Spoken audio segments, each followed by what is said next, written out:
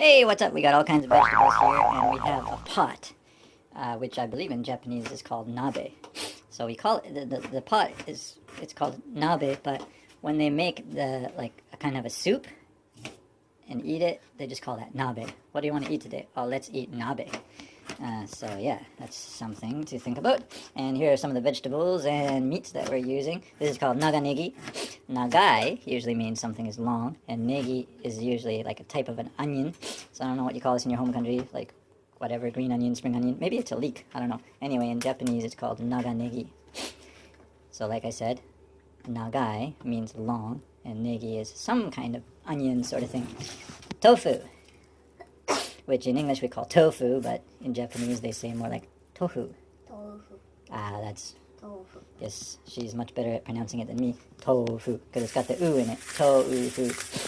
And this is pork, sliced pork, which is buta niku. Actually, my pronunciation's bad. I should be asking my partner here. Partner, that sounds so silly. Should be asking my chupi. And this is called chingensai.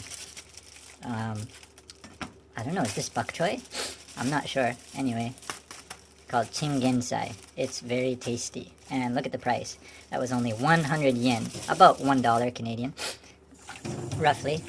And something very, very interesting here. This is daikon, which honestly, it's not a proper translation, but maybe you'd call it like a Japanese radish. But actually, it's daikon. I mean, if you say it the English way, it's daikon. If you say it the Japanese way, maybe it would be, what would it be? Daikon. Daikon. Daikon. The N is kind of light. And this is actually supposed to be a carrot. I suppose you'd say purple carrot, but in Japanese it would be called murasaki ninjin. Is that right? But that's what the name said on it, right? It said murasaki ninjin, right? On the label. No? You remember? Anyway, it said ninjin, right? So it's some type of carrot, which is cool because it's kind of like a purple, sort of like a beet on the outside and a white on the inside. And as Chupi just mentioned, she said hajimete mita. Hajimete, it means it's the first time to see this, which is interesting.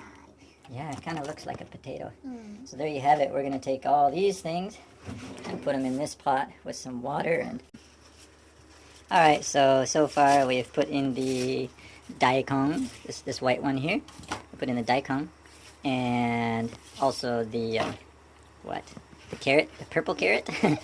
The purple carrot. And it's kind of, so far, it's actually kind of starting to look a lot like borscht. Borscht! Seriously. Did not expect the, well, I mean, it's a strong color, so I guess you could kind of expect the color to change, but this is usually not what the typical nabe, this kind of soup, usually looks like. So it's gonna be pretty special. One other thing I forgot to mention here is the bean sprouts. We put bean sprouts into. Yeah, usually they cook bean sprouts here. I think it's kind of rare to eat them raw, isn't it? It's very rare to eat them raw.